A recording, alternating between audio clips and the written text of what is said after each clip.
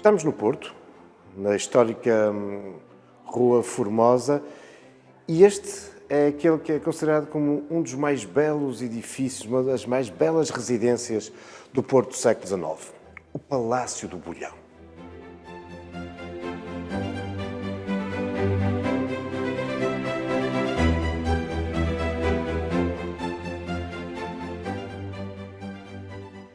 E esta casa, construída em 1844, era de tal forma bela que foi escolhida durante vários anos como o local de residência da família real quando se deslocava até ao Porto. Com efeito, até terem adquirido, através de Dom Pedro V, o Palácio dos Carrancas, hoje o Museu Nacional de Soares dos Reis, foi aqui que a família real por várias vezes se hospedou. Aliás, ainda hoje, aquele que é o Salão Nobre do edifício é designado como o Salão Dona Maria II, recordando que a monarca ali pernoitou. É um edifício de pormenores artísticos muito relevantes, no trabalho das madeiras, dos metais, dos estuques, dos fabulosos estuques e também das pinturas. Por exemplo, aqui, na escadaria nobre, salientam-se os marmoreados. Sim, pode parecer que tudo isto é mármore, mas é apenas essa fabulosa técnica de imitação de mármore que aqui nos é bem evidente. Um palácio que foi construído por António de Sousa Guimarães, um brasileiro de torna-viagem, isto é, um homem que havia emigrado para a antiga colónia sul-americana, aí havia feito uma fortuna muito considerável, que depois, no regresso a Portugal, vai aplicar noutros negócios, investindo no comércio, em termos financeiros e também na indústria, e este é um dos fundadores da fundição do Bolhão, o que lhe virá mais tarde a valer o título de Conde do Bolhão. Mas é alguém que vai também querer afirmar o seu estatuto social através de uma imponente residência. Esta, que durante muitos anos ficou também caracterizado pelo ambiente social, festivo que aqui tinha lugar, nomeadamente famosos bailes que eram muito populares e que nos são muito bem descritos por Camilo Castelo Branco. Mas este palácio não é, de facto, um caso único. Muitos outros brasileiros de torna-viagem sublinharam a sua importância social através de belíssimas residências nessa segunda metade do século XIX. Caso, por exemplo, na Rua da Restauração, do Palacete do Conde Silva Monteiro. Caso também da adaptação de um antigo palácio aristocrático, o Palácio do Freixo, por parte de Afonso Velado, um homem que também havia feito fortuna no Brasil. Ou o caso, também nesta rua, daquele que era considerado, igualmente, um dos mais belos palacetes do Porto, de 800.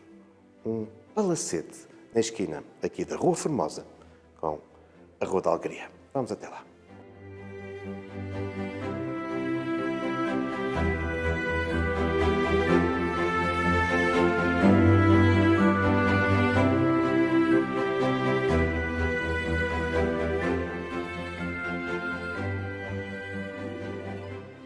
Deixamos para trás o Palácio do Bolhão e agora chegamos à esquina da Rua da Alegria.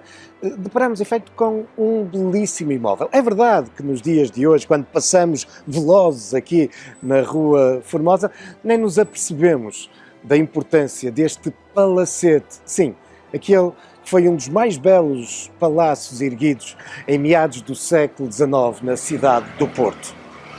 Um imóvel que anda muito ligado à figura de um homem que o construiu, Guilherme Machado Pereira, uma figura notável de meados e da segunda metade de 800 na cidade do Porto. Senhor de uma grande fortuna, mas também marcante do ponto de vista político. Foi vereador da Câmara Municipal do Porto, marcante do ponto de vista do associativismo, foi um dos fundadores do Clube Portuense, que foi o seu primeiro vice-presidente, do associativismo empresarial, tendo sido dirigente da Associação Comercial do Porto e um dos principais impulsionadores da sociedade promotora do Palácio de Cristal. Utilizou muito da sua influência e dos seus negócios no Porto, mas também no Brasil, onde fez uma boa parte da sua fortuna para promover, de facto, essa ideia do Palácio de Cristal. Guilherme Machado Pereira, que ficou conhecido como o Visconde às Avessas. Mas porquê? Vamos conhecer a sua história.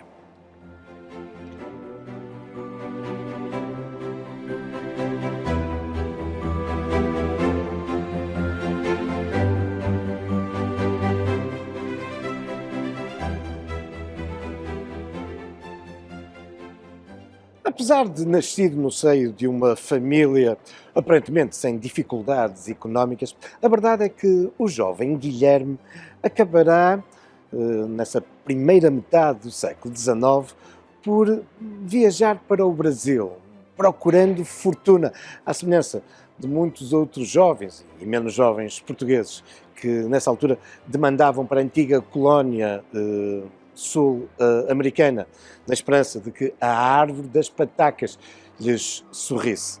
É verdade que o grande número de portugueses que emigraram para o Brasil, só uma pequena percentagem será aquilo que depois se chamará os brasileiros de torna-viagem, aqueles que regressaram endinheirados. Mas foi isso, de facto, que aconteceu com Guilherme.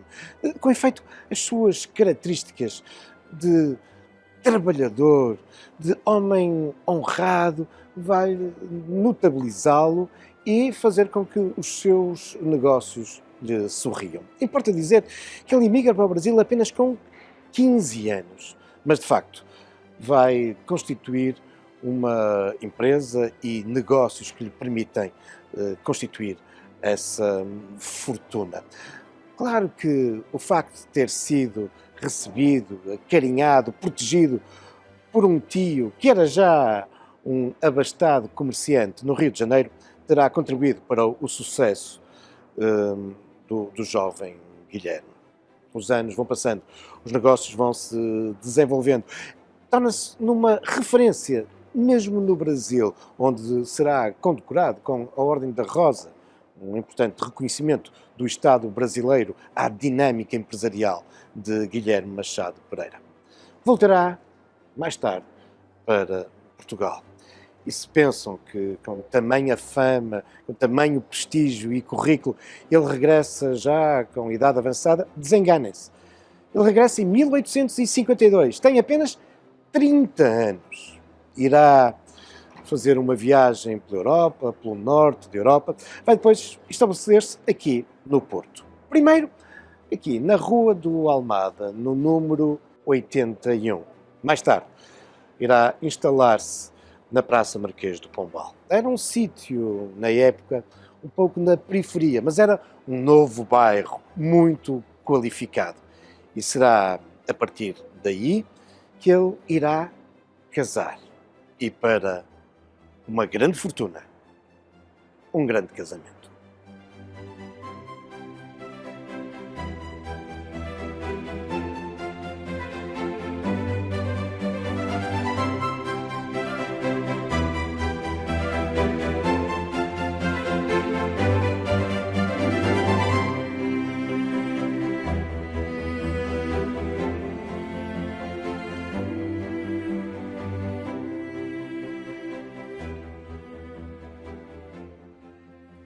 E regressamos a este fabuloso palácio na esquina da Rua Formosa com a Rua da Alegria. Um imóvel ao qual Guilherme Machado Pereira fica ligado na sequência do seu casamento. Casamento com Cândida Fartura, filha de um endinheirado homem da cidade, um fidalgo cavaleiro da Casa Real, António José Fartura. E é para esta casa que, de facto, vem viver cerca de um ano depois do casamento. Porque, em boa verdade, o imóvel havia começado a ser construído cerca de 13 anos antes, pelo sogro de Guilherme. Terá sido, de resto, este que lhe terá doado o palacete. O palacete, não. Em boa verdade, uma ruína. Isto porque, apesar de ter sido António José Fartura que tinha começado a construção do imóvel, por motivos que desconhecemos, havia-se desinteressado. E durante longos anos, a casa, enfim, tinha apenas permanecido como uma ruína inacabada, utilizada por saltimbancos, pirotécnicos e outros artistas ambulantes que aproveitavam este espaço vago para aqui montar de forma improvisada os seus palcos para os espetáculos que aqui tinham lugar. Mas agora, Guilherme Machado Pereira ia concluir este palacete, mais do que o concluir, de uma forma ambiciosa também, alargá-lo, colocá-lo um piso superior que não estava previsto no projeto inicial. É um magnífico palácio e, ao aspecto algo sóbrio, clássico do seu exterior, o interior vai-nos apontando uma crescente complexidade artística. Entramos ainda dentro de um átrio marcado por um certo ambiente neoclássico, estilo Luís XVI, um ambiente rico, mas contido. Algo que também notamos nesta majestosa escadaria nobre, onde sobressai também algumas das técnicas decorativas tão em voga na época neste tipo de residências, mas que aqui nos aparecem como verdadeiras obras-primas. Uma vez mais o trabalho nos metais, uma vez mais o trabalho da pintura e, muito especialmente, dos estuques, dos fabulosos estuques que aqui podemos observar nesta claraboia que domina e ilumina esta escadaria. Mas toda esta imponência, esta crescente riqueza vai culminar depois aqui no piso superior. Lá embaixo deixamos para trás também os salões de recepção e também da sala de jantar. Eram já esses espaços de algum aparato com belíssimos tetos. Enfim, um ambiente que vinha reforçar o estatuto de homem endinheirado de Guilherme Machado Pereira e de como as duas fortunas tinham dado a uma casa verdadeiramente notável.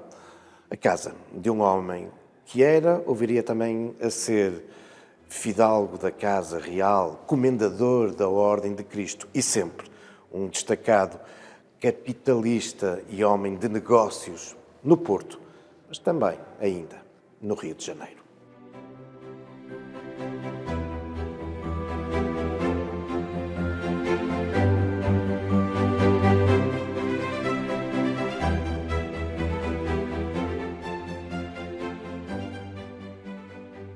A riqueza, algo contida, mas muito qualificada, que tínhamos visto na entrada e na escadaria, vai-se adensando. E aqui, no primeiro piso, de facto, estamos perante espaços já muito exuberantes. Especialmente neste salão, o salão de baile, onde o casal claramente vem reforçar também o papel de representação social da sua casa como um espaço de referência, reforçando o seu estatuto. E com efeito, ao longo de décadas, este salão recebeu importantes acontecimentos sociais, concertos, bailes, por onde passava alguma da mais importante sociedade, não só portuense, mas também portuguesa. Caso, enfim, documentado, por exemplo, da Duquesa de Palmela ou o Duque de Saldanha.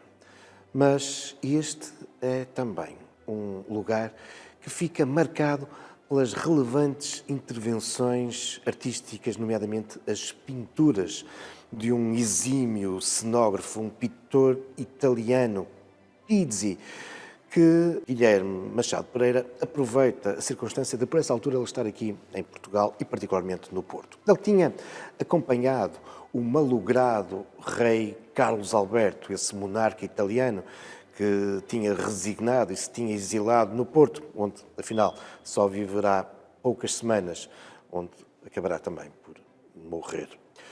Mas a presença de Pizzi no Porto será aproveitada para várias intervenções, nomeadamente de novas pinturas no teto do, entretanto, já desaparecido Teatro São João, ou então de painéis, também já desaparecidos, na Igreja de Santo Ildefonso. E por isso é aqui, neste palacete, que nós podemos hoje apreciar a arte de Pizzi, nestas pinturas do teto, onde dominam os grotescos e as representações de crianças putis com diferentes instrumentos musicais, reforçando aqui, afinal, aquela que era a principal funcionalidade desta sala. Uma sala que era também decorada por imponentes espelhos, dando uma maior profundidade e dimensão ao compartimento, e também por 3 belíssimos e imponentes lustres, que de tão belos e valiosos acabaram por ser adquiridos pela Câmara Municipal do Porto e encontram-se hoje no edifício dos Passos do Concelho. Mas era também aqui, neste primeiro piso, que encontrávamos os espaços de intimidade, os espaços mais reservados, os quartos dos elementos da família. E também aqui com curiosos apontamentos artísticos, nomeadamente ao nível dos estuques, como, por exemplo, um que evoca uma caçada ao urso. Certamente um episódio, uma memória das viagens no norte da Europa, de Machado Pereira. O piso superior, bom, esse era destinado aos aposentos da criadagem, também a uma pequena capela. Hoje, nos dias de hoje, é utilizado como um espaço hoteleiro. Mas porquê, afinal, Visconde às avessas? Bom, em 1861, reconhecendo toda a importância empresarial, benemérita de Guilherme Machado Pereira, o rei Dom Pedro V atribui-lhe o título de Visconde. Visconde Machado Pereira. Não. O documento tem um erro e vem designado como Visconde Pereira Machado. Ora, designação que Guilherme passará a assumir até o fim da sua vida, mas por isso ficará conhecido popularmente, como o Visconde da frente para trás ou o Visconde às avessas.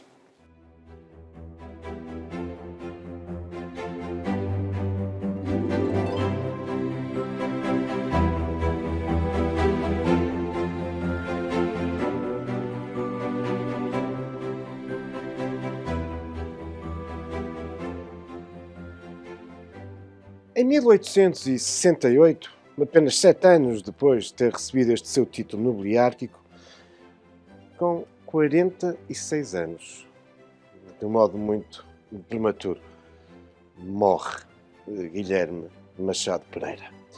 Vai ser sepultado num jazigo de família, que ou ele ou o seu sogro mandaram fazer poucos anos antes, em 1861. Uma obra notável, em mármore. O seu autor assinou a obra, está aqui mesmo, na base do jazigo. António de Almeida Costa, um notável canteiro, um homem de Lisboa que tinha vindo trabalhar para o Porto, para esta burguesia endinheirada.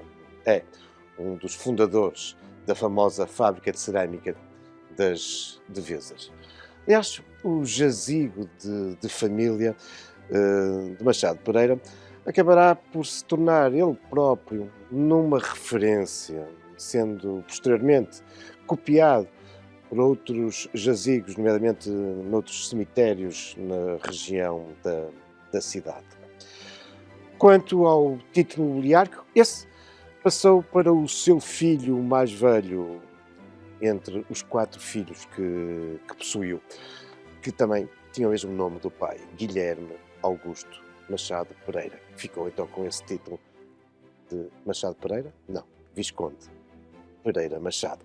Um homem que se viria a notabilizar pelo seu gosto e pelas suas capacidades na arte equestre, mesmo que isso lhe tenha valido, por vezes, alguns terríveis acidentes. Quanto à sucessão, Bom, entretanto chegou a República e, por outro lado, este segundo Visconde não deixou descendência. A casa iria passar para os sobrinhos.